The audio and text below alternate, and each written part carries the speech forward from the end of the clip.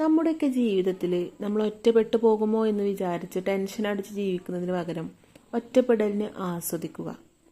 എന്ന് വെച്ചാൽ ആരും വേണ്ട എന്നൊന്നുമല്ല, ജീവിതത്തിൽ വിജയിക്കണമെങ്കിൽ ഇടയ്ക്കൊക്കെ തനിയെ നടക്കാൻ പഠിക്കണം.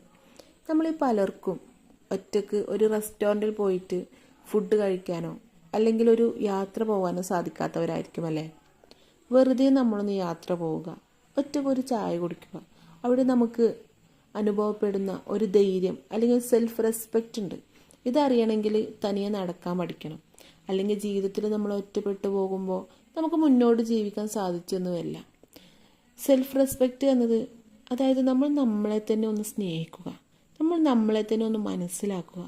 നമ്മൾ ജീവിതത്തിൽ ഇത്രയൊക്കെ പ്രയാസങ്ങൾ അനുഭവിച്ചിട്ടും വീഴാതെ ഇങ്ങനെ പിടിച്ചു നിൽക്കുന്നുണ്ടെങ്കിൽ നമ്മൾ അടിപൊളിയാണോ.